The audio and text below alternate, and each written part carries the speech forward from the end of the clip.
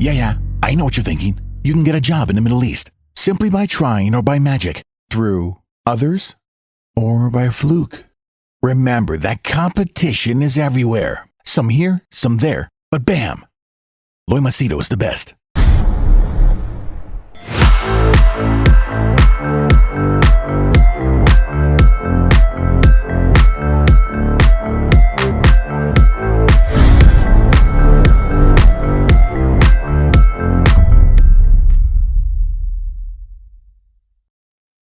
All right, in this video, I'm going to share with you 5 pieces of advice I gave one of my clients, which I thought was pretty useful to share with my viewers. Okay, so let me know what you think in the comment section below. And if you have any useful tips that you feel, or you'd like to add anything with the points that I shared, feel free, because it's not only me, others also tend to read them. If you're new to the channel, my name is Loy Machedo, personal branding strategist. I help people get well-paying jobs in Dubai, UAE, also Saudi, Qatar, Bahrain, Oman, and people book my services for coaching, consulting, for personal or professional issues, challenges, problems, even relationships, whatever. Details are put down below. So I was speaking to this client who is transitioning to a new job, which will start in January. Okay. So he's already being trained, and he has been my client for some time. And there was this vacancy. We worked on it, worked on all the areas, interview and group discussion. Some companies tend to have that. And I made sure that he was well prepared. And lo and behold, we achieved success. But just getting a position is not enough. You need to work and succeed there. Okay. So today I had one of those sessions where I wanted him to focus on his mindset. Okay. Because your attitude is very important. Remember, when you jump from one position to another, you can't be the same person. You have to be an upgraded version, because if they're paying you a bigger salary, they are expecting more out of you. So these are the 5 points that I shared with him. Let me know what are your thoughts. The first one, what I told him is, don't ever take your job, the opportunity, the people that you have, the life, the environment, don't take it for granted. Okay. Now, what do I mean by that, and why is it important? Because, sometimes we tend to take life, we just take it for granted. We take our health for granted. We take the opportunity. Even, for example, getting up in the morning and being able to shower, being able to eat breakfast, have a cup of coffee, drive your car. These are privileges that you have. If you want to really know how tough people have it, just watch one of the videos of Palestinians who are, suffering in the war-torn area of Gaza. I mean, you'll really appreciate your blessings. And the reason why I remind my clients about this is, sometimes they just think this is their right. They just take, like we take our eyes, our hands, our relationships, mother, father, brother, sister, wife, child. We take it for granted, and we do not know their value until we lose them. And even, not to go so serious, but even where jobs are concerned, people sometimes take their boss for granted, their work for granted, until they get terminated or they are replaced. And after that happens, then they think about it, and getting a new job is not easy. And then they realize, sheesh, man, I should have taken my job a bit more seriously. I should have come to office on time, or I shouldn't have indulged in office politics. I shouldn't have argued with that guy. I shouldn't have got emotional. I should have proven myself to the management, or if they lose a promotion. So it's only when you have the attitude of gratitude do you really, you behave differently, act differently, you talk differently, and you take life as a privilege. That is why, if you give an opportunity to someone who was never given an opportunity, he will forever worship you. He'll literally thank you, and he will give his life for that opportunity. But people who, after they achieve a certain level of success, they become pretty mediocre. They just take everything for granted. And they not only take everything for granted, they produce mediocre work. They don't give their 100%. So it is someone who has fire versus someone who takes life for granted. And if you want proof of this, look at your colleagues or look at your boss. I'm pretty sure there are some dinosaurs who have been there for 20, 30 years or whatever, and they are warming their ass on the chair and they know nobody can touch them. And they have reached that level of mediocrity where nothing motivates them.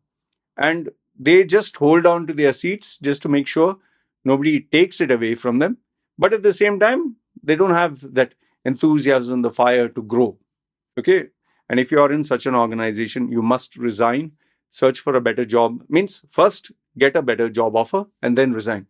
And always join a company that is, if you're ambitious, that has the fire, the fervor, and a young company that always pushes not only star performers, it gives you a better opportunity to grow. Okay. So first one is attitude of gratitude. Don't take life for granted. The second one is your the attitude of, or the mindset of, I will change or I will improve after the thing happens. I normally get this when people, let's say, for example, sometimes I get people who want coaching or evaluation or guidance when they want to migrate to Canada or Europe or USA or Australia. And, oh, can you help me rebrand my resume? Can you give me some guidance on how I should speak, how I should interact, or the interview process? Okay. So these people, they generally plan and prepare before they reach that country. And generally, it takes around 1 to 2 months, max of 3, with constant practice, with constant, awareness, and with research. And, you need to work on yourself. So 3 months, they are absolutely ready. But on the other hand, I've also noticed there are people who, after they land in Canada, after they land in Australia, after they migrate, only and when they find it very hard to get a job, when they are not getting any job offers, or when they're getting lousy job offers and they are just stuck, only then they reach out to me. Oh, things are not working out. Can you help me? Can you guide me? So then it becomes a bit too late, because now you have already burned through your options. You have already marketed yourself within the vicinity. Almost everyone knows you in that area. So you have made it harder for yourself. So don't wait after get it. Like, even people, when I tell them, like, work hard so that you can get a promotion of a manager. People, some of them have, Loy, when I become a manager, then we'll think about it. No, you'll not get a manager and then you'll improve. You have to improve first so that you get given the position, the role, or the responsibilities of being a manager. In fact, many of my members of my WhatsApp groups, they are simply wasting, some of them, they are wasting their time left, right, and center, being so hyperactive on WhatsApp. I really wonder, like, I'm not exaggerating when I tell you this. Some of them are literally earning. I'll tell you how much they're earning. I'll give you Indian rupees to USD. Okay, this particular gentleman is earning hardly $216 per month. $216 per month. Young chap, around 18,000 rupees, which is less than what I earn in an hour. Now, I'm not trying to make fun of that individual. Neither am I making fun of anyone who earns less. But my point, what I'm trying to say is, this guy earns 216 US dollars a month. 6 days a week he works, and this is what he earns. Now, what is the problem? The guy will literally spend, I would say, if I'm not mistaken, at least 6 to maybe 10 hours a day on WhatsApp, on social media, on his phone. When he's at work, he's on the phone. When he is having a break, he's on the phone. He's nonstop. If he's not on my WhatsApp group, then he's either sharing some videos because he saw some movie, or he's chatting and he talks about some girls. And he is part of multiple groups of mine. Now, for me, I don't care. You are a grown-ass person. You do what you want. If you ask me for advice, then I guide you. Okay. So what I found surprising is, the guy earns only so much. Don't you want to become something in life? Don't you want to reach at a senior level? In fact, he had once approached me when he wanted my services. And when I told him, for consulting for 1 hour, it is 237 US dollars. Yeah, in the range of 1 hour to 90 minutes, that's what I give people. Okay. So he says, oh, that is my whole 1 month salary. Fine. So I give him the options if you want for 30 minutes or if you want for 15 minutes. But when he told me what he was earning per month, I was like, listen, you can just chat and tell me what is it you want. I'll guide you accordingly. So then he was telling me that he wants to grow, he wants to have a career, he wants to succeed, the normal tendencies that we have, the normal hopes and dreams that he have. He wants to grow. Yeah, but how will you grow if this is what you're doing now? And I'm very sure if I were to talk to him and tell him, boss, what are you doing? His answer would be, sir, I've not yet got the response. When I get it, in fact, here, when I go in Thailand, when I walk in shopping malls and all that, when I go to some of these outlets, you will see almost every single staff. And if you come for a holiday to Thailand, and especially depends which shopping mall or where you're going, you just see the people who are sitting, who are not the owners, who are the staff. They will be sitting with their smartphone and they'll just be texting, chatting, or looking at something. Whether you walk, you come in, you do whatever, they are not bothered. Only they'll give a customer, hello sir, how are you? Okay, anything, okay. And they'll go back to their phone. They don't have the fire or the intensity. But on the other hand, if you see somebody, if you see a manager or supervisor, they'll never do that. They will never sit on their phone. They'll always proactively look at work or what is to be done. Why? Because they want to grow. So the second thing which I want to tell you is, um, don't change after you get a position of privilege. Change before you get it, and then you will be rewarded. Okay.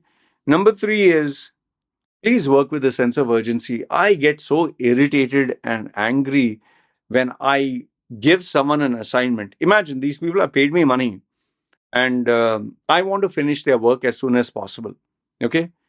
And what would normally take 1 day or 2 days, sometimes these guys take like 1 week, 2 weeks. And then I ask them, boss, I asked you for your profile, for your brand, just the simple assignment I asked you, which would take only maybe a day, maybe a few hours. Oh, Loy, I've been so busy, man, so busy. 2 weeks. What's so busy? Did you get time to eat? Did you get time to shit? Did you get time to sleep? Did you get time to watch porn? Did you get time to watch a movie? Did you get time to shag your girlfriend? You got time for all these things. You didn't get time for your own personal brand. Whoa, who are you trying to bullshit, man? You need to work with a sense of urgency. For me, if I get a client now, I want to finish the work fast, quickly, wrap it up, shake hands, bye bye. Even, sometimes even with my wife, I get mad. Like, for example, if the garbage is like nearly full, I would tell her, okay, just wrap it up and, you can throw it out. Or if you're going, no, we'll just keep it down and throw it tomorrow. No, what tomorrow? I sometimes I take the responsibility because sometimes it's heavy and sometimes when it's not full, but I feel this will create a stench. I want her to throw it immediately, especially when she's gone. She even gets lazy for that. Even when cleaning, sometimes I tell her, clean it. This was before, now she has changed. She would say yes, but she wouldn't do it because she was busy watching YouTube or she was sitting and she was just, being lazy. I just cannot tolerate such individuals. Work with a sense of urgency. You have something, complete it now, finish it, and then you can focus on other tasks. Remember, it's these small things that will keep piling up. So work with a sense of urgency, and I'll tell you, people will notice. Number 4 is, this is something that always keeps me, awake in, throughout the day. It doesn't give me sleep because I've always been a competitor. I've told you, I got all these trophies, more than 800 trophies, awards, and all that. And I was not the best. The reason I won these trophies is because I worked harder than anybody else. I always believed in the principle which one of my mentors taught me. Never let anyone outwork you. That means work so much that nobody can match the intensity, the amount, the duration, the focus, the dedication that you have. So never let anyone outwork you. And The point that I'm trying to tell you is, remember that your competition or your competitors are working harder than you. You want to be the best? Put so much of hard work, so much of effort, nobody can match. Because the more time you spend, the better you get. Remember, it's always stage time. Stage time means the number of hours more that you're on stage that will give you better experience to be a public speaker, stand-up comedian, performer, whatever. Hands-on experience is much better than just, taking less time or theory. And last, if not the least, this is the most important bit that I want to leave you with, is be honest with yourself. Are you the best or are you average? If you're not the best, then you're average. And if you're average, you deserve an average salary. You deserve an average job. You deserve an average life. Do not dare dream of asking for more. Because then if you ask for more, you're asking for freebies. Always keep in mind. I'm not saying, like, for example, I know some people will tell me, Loy, but I'm not the world's best, man. I didn't ask you to be the world's best chess player or world's best salesman in the world. Or, no, just be the best, at least within your company. At least within your company. At least, and if you're the best in your company, why don't you be best in your city or in the area, that industry that is there? Why don't people, people will talk about you if you are the best, man. And you're not doing anyone favors, you're doing yourself a favor. You'll have a better life. You'll have more opportunities. You'll have people reaching out to you. So make sure that you're the best at least at something. Because average, anybody can be bloody average. I see so many average resumes, so many average people. It's so bloody boring. I know you'll turn around and say, oh, Loy, so are you the best?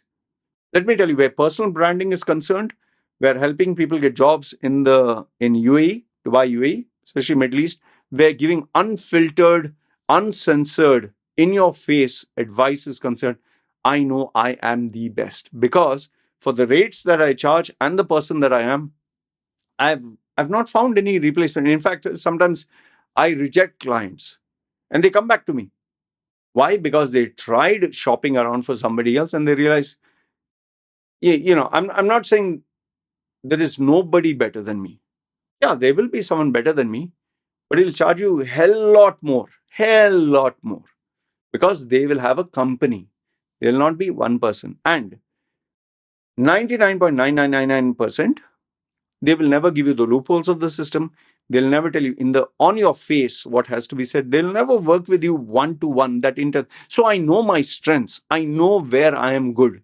And I play the game accordingly. I will never ever compete in an area where I know that no matter what I do, it's pointless. That is why I never focused on YouTube numbers. Because if I focus on YouTube numbers, subscribers, it's like putting water in the well. You'll forever keep putting. It's never enough. So I focused on the area that was unique to me, where I could make more money in less time, and where I focused on premium clients. You need to do the same. What are your strengths, which are unique to you, where you will get paid more money in less time, and where you can claim to be the monopoly? It is tough. It is not easy. I know by theory it's very easy. Like, for example, sales, how do you do it? Each one of us is different and unique. Find out where you stand out, where you're unique. Capitalize on your uniqueness, and I'll tell you, somebody will notice you. And especially if you are the best at what you do. And if you put all the piece of advice that I give you, not taking life for granted, giving your 100% every single time, not waiting for rewards, but earning it by doing it now, working with a sense of urgency, and focusing so hard that you work harder than all your competitors, I'm telling you, the world will come knocking at your door. These are the 5 pieces of advice that I want to give you for your career, which I give my client. I hope it inspires you to work harder, be better, and achieve your success. Because at the end of the day, remember, we are all working for this money, so that we have a good life, We have freedom. We can do what we like. And if that has to happen, you need this. And if you want to earn this, you need to be smart. I hope this helps you. Good, bad, ugly. Let me know in the comments below. This is me signing off. You guys take care.